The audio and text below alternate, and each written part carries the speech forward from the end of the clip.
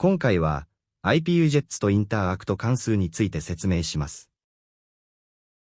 まずは、こちらのプログラムを実行してみましょう。すると、このようにボタンが表示されます。ここでボタンをクリックすると、ボタンが1回クリックされました。2回クリックされました。のようにボタンの下に表示されます。それでは、プログラムを見ていきましょう。1行目は Python.display は画面にボタンなどのウィジェットを表示するために用います。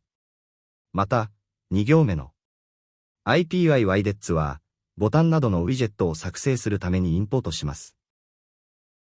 次にボタンを作成するには、widgets.button と書き括弧の中に description クリックしてくださいとボタンの上に表示する文字を指定します。そして、このボタンを表示するには、17行目ディスプレイ括弧ボタンとします。またボタンが押された回数をカウントする変数 A を例で初期化します。このボタンが押された時のクリックイベントは、14行のように、ボタンドット、オンクリックの括弧の中に呼び出す関数名オンアンダーラインボタンアンダーラインクリック度を書きます。この関数が呼び出されると、変数 X に1を加算し、プリント文で、ボタンが A 回クリックされましたと表示します。このようにボタンをクリックすると、クリックされた回数が表示されます。次に、インターアクト関数を使用したプログラム例を紹介します。IPUjets の最も強力で使いやすい機能の一つがインターアクト関数です。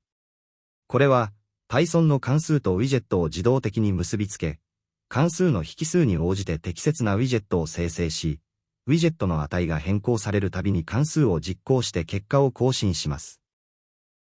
まずは、サンプルプログラムを実行してみましょう。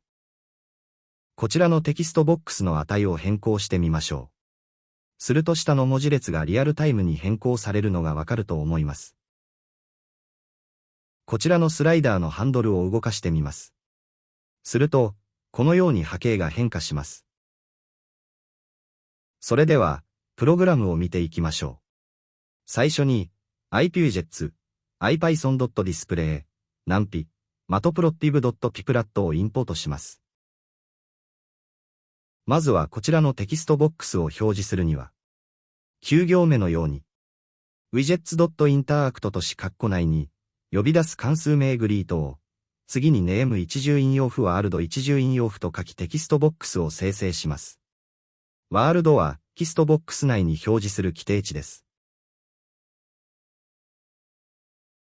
関数グリートが呼び出されると、テキストボックスの下にプリント文で、ハロの文字とテキストボックス内に入力された値が表示されます。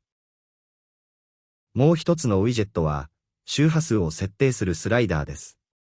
widgets.interact と書き括弧内に呼び出す関数名プロットアンダーラインサイン。次にフリークエンシー 0.1、5.0、0.1 と書きスライダーを生成します。0.1 はスライダーの最小値、5.0 は最大値、0.1 は刻み値となります。呼び出された関数プロットアンダーラインサインでは、スライダーフリークエンシーより初期値 1.0 が渡されます。次に X 軸に0から 2π までの範囲を、400個の等間隔な数値で分割した numpy 配列を作成し、それを変数 X に格納します。また Y 軸には、サイン、フリークエンシー ×X の値を格納します。そして plt.plot、X、Y でグラフをプロットします。このスライダーを動かすと、このようにインタラクティブにグラフが変化します。